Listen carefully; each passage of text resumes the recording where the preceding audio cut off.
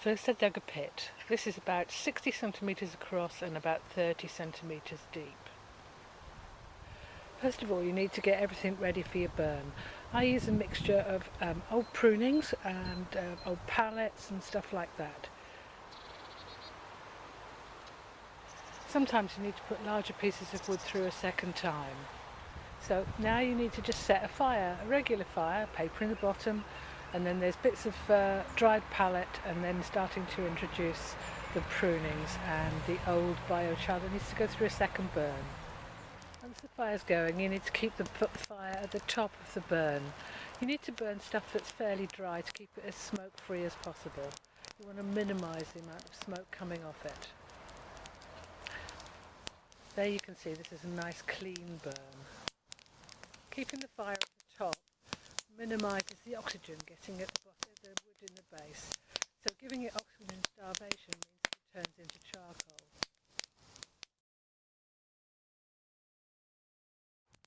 So you can see now it's getting there. It's starting to be a pit of glowing embers, and that's just what you want. Okay, so here goes a bucket of water.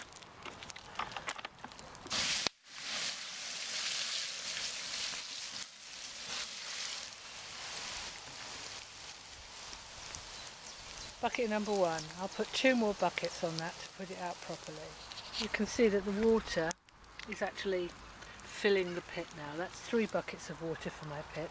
But if you've got sandy soil, you might want to put a bit more on. I shall just leave this overnight now, and then tomorrow morning I'll come back and shovel it all out. Put it in a wheelbarrow and leave it for a couple of days to dry. Okay, so once it's dried out a bit, you're ready to sieve some of the fine stuff out.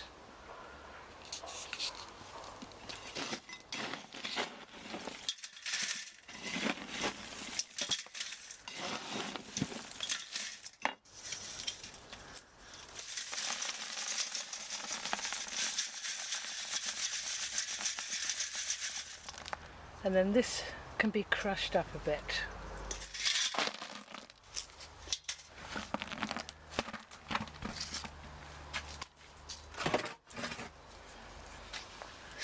Just using a lump hammer.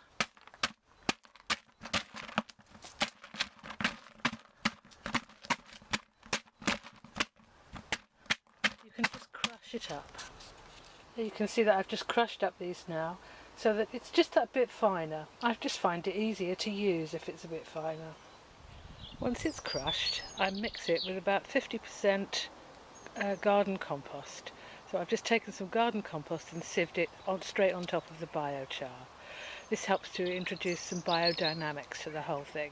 Once it's mixed, I put it in a bin and leave it for 6 weeks. So this is a dustbin with the bottom cut off so it's in touch with the soil, or an old compost bin. And you can see that this is looking lovely, and it's starting to get some little bugs and beetles in it already. This is just a couple of weeks old. Once you've left it for 6 weeks, it's ready to use.